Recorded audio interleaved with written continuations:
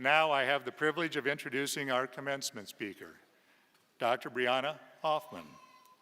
With Bree today are her daughters, Ava and Reese, along with her parents, Carrie and Bonnie Steiner, and her late husband Andy's parents, Gary and Karen Hoffman.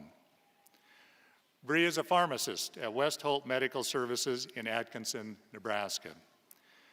She received her doctorate of pharmacy from South Dakota State University and is the co-founder and board chair of the Team Jack Foundation. She and her late husband, Andy, established the foundation in 2011 after their son, Jack, was diagnosed with brain cancer. Through the Team Jack Foundation, Bree has been dedicated to advancing brain cancer research and providing support to affected families.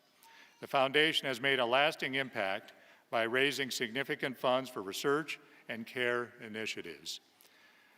Brianna's commitment to this cause has been deeply personal, shaped by the loss of her husband Andy to glioblastoma in 2021, and her son Jack, who passed away in January after a 14-year battle with brain cancer. Her resilience and dedication continue to drive the foundation's mission forward. Bree's work from Team Jack has been profoundly impactful. She is an inspiration for so many of us. Please join me in welcoming Bree Hoffman.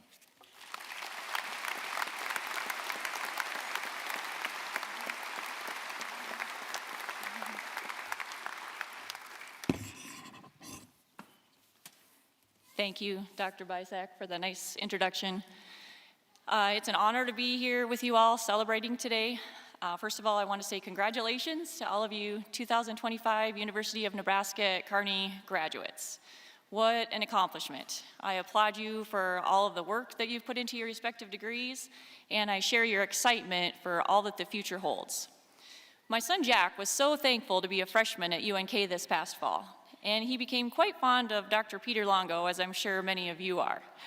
And he invited him to our Team Jack Foundation Gala, which was in February of this year.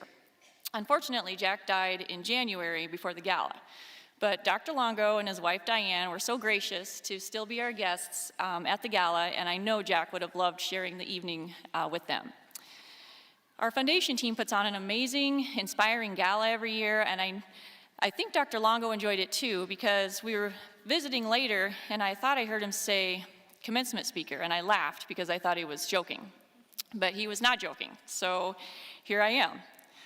My late husband Andy and my son Jack were both better speakers than I am, but I hope to honor them today by using ideas from both of them and conveying what I think they would want me to know or to say about what we have learned through our journey. Our story starts with your typical rural Nebraska family. We were living the dream in Atkinson, Nebraska, which was as close as we could get to our hometowns of Burke, South Dakota, and Spencer, Nebraska, and still get jobs in our respective careers of pharmacy and law. Close to our parents, but not too close. We had spent a lot of time discussing where to make our home, and Andy was pretty insistent that it couldn't have a stoplight. We wanted our kids to be raised like we were. In 2011, our young family had just grown to 5 with the birth of our little girl, Reese. She joined her 3-year-old sister, Ava, and her 5-year-old brother, Jack. We were focused on paying a mortgage, paying off vehicles, paying off student loans, buying groceries, pretty typical things for a young family. Until one day, April 22nd, 2011, Jack came downstairs for breakfast as usual, but then became unresponsive. So we went to the emergency room where later, when being transported for a CT scan, he started having what would be a 30-minute seizure. Let me remind you that the day before he was fine, meeting all of his milestones, reading, attending preschool and daycare. So after a 3-week hospital stay, Jack was diagnosed with a brain tumor. At that point, everything changed. Jack had 2 surgeries within 6 months to try to get as much of the tumor out as possible, as well as decrease the seizures he was having. He ended up with a near total resection, which means they got almost all of it out, but not all of it out.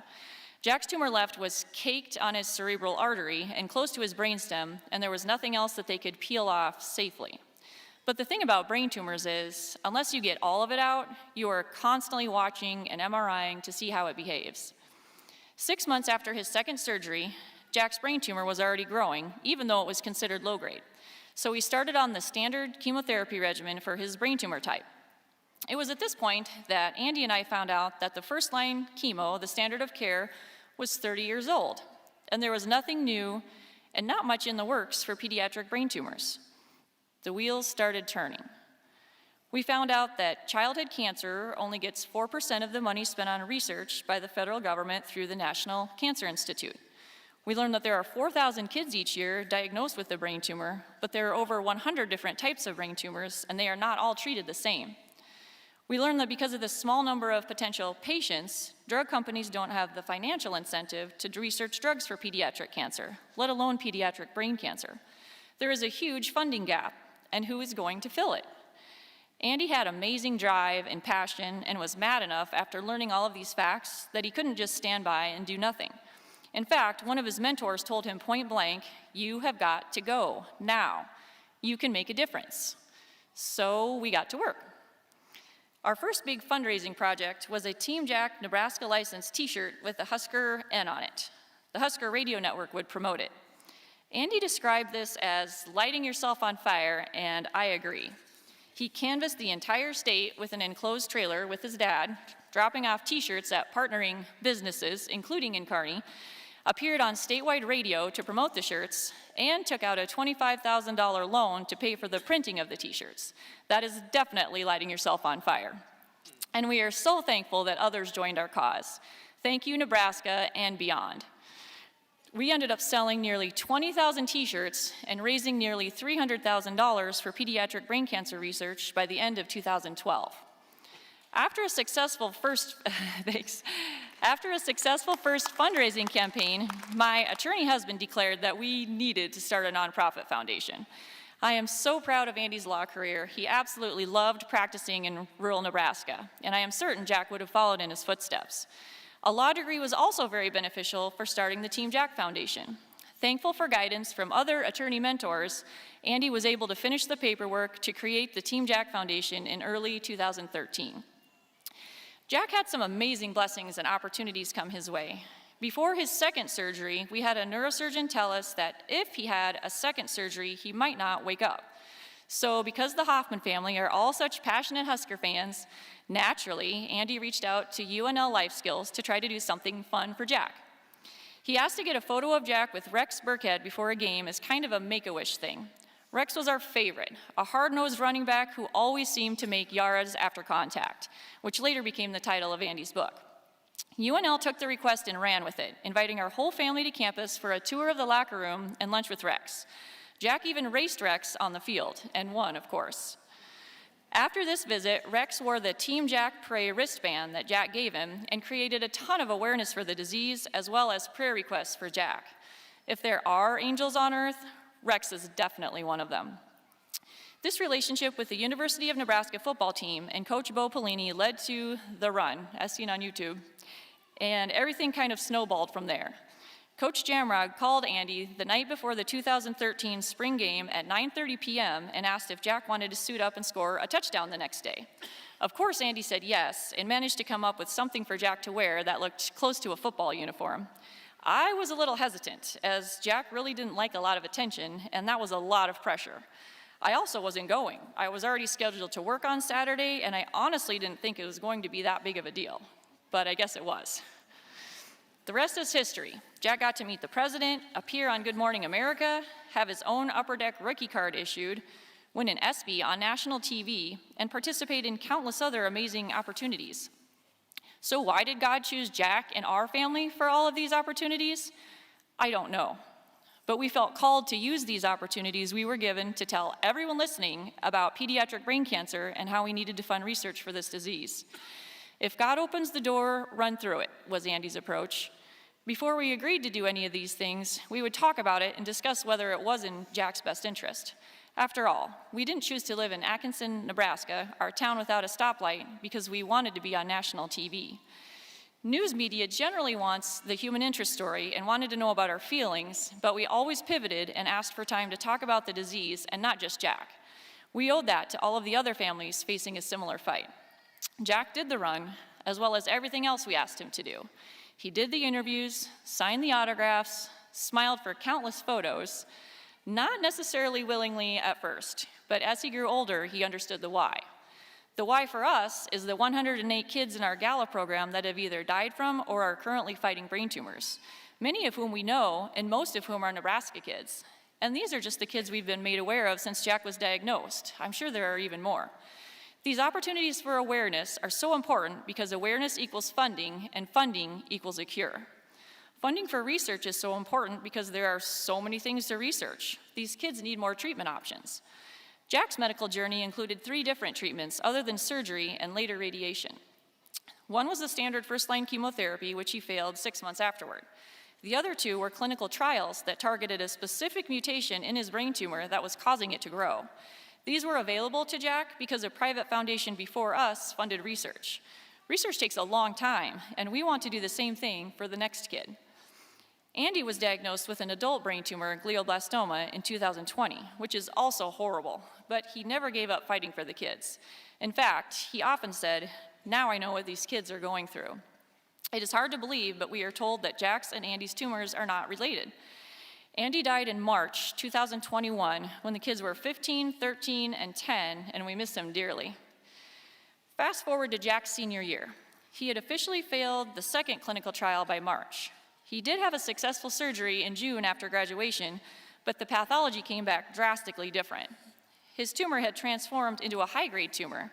With so many mutations driving growth, it was not possible to just target 1 or 2 of them. Treatment options had dwindled. So now that both Jack's and Andy's tumors were high-grade, does that mean they are related? The best explanation to me was from one of Jack's doctors who said, "There may be something that we haven't discovered yet." Again, another opportunity for research. I am so thankful that Andy was so forward-thinking and had everything set up for us to continue the foundation efforts to raise money for research in the long term. Team Jack and the people of Nebraska have made a real-world impact on this disease. There is a new drug available now for brain tumors that was first funded by the Team Jack Foundation. We have raised over $15 million for research, and we have committed $6.5 million specifically right here in Nebraska. This is also because we saw a gap. We need a team of specialists right here in Nebraska to treat our kids, including a pediatric neuro-oncologist.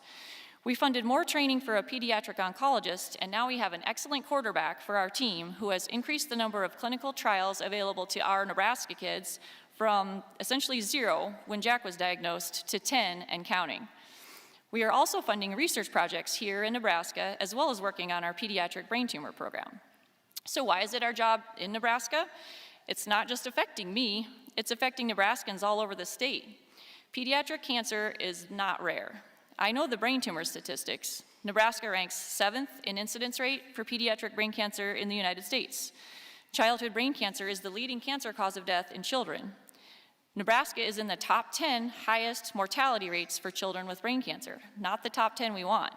And even if the treatments stop the tumors from growing, most kids have many side effects that affect their quality of life. So what have we learned? And how does this relate to you may be wondering. You can make a difference, no matter what your circumstances are, even if you live in a town of 1,000 people or less. If God opens the door, run through it. Find your why and make a difference. It doesn't have to be starting a foundation for cancer research.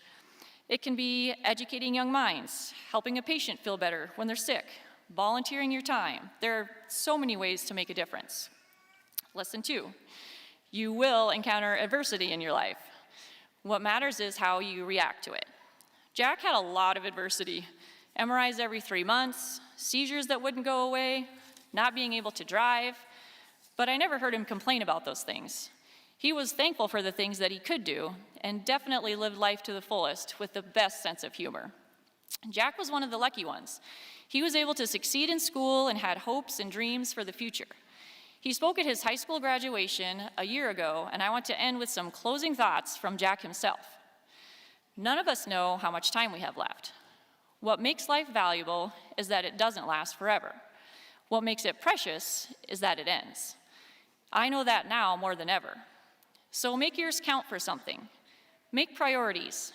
Make the time. Make your gifts known. Make a nobody feel like a somebody. Make your voice heard. Make the small things big. Make someone smile. Make the change. Make peace. Make sure to tell your people they are loved. Make sure to have no regrets. Make sure you are ready. Earlier this year, I was told my tumor was growing again, enough for another surgery to be required. Soon I will undergo that surgery in New York. However, I'm really not that worried.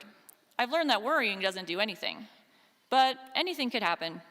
I knew this day would come eventually, and it's at about the perfect time, in between two large chapters of my life. I just finished high school, and I haven't begun college yet. But I'm not about to give up. Until then, I'll do my best to make the most of my life, as you all should. So in closing, class of 2025, in the words of Andy and Jack, if God opens the door, run through it. And no matter what challenges may come your way, never give up. Thank you.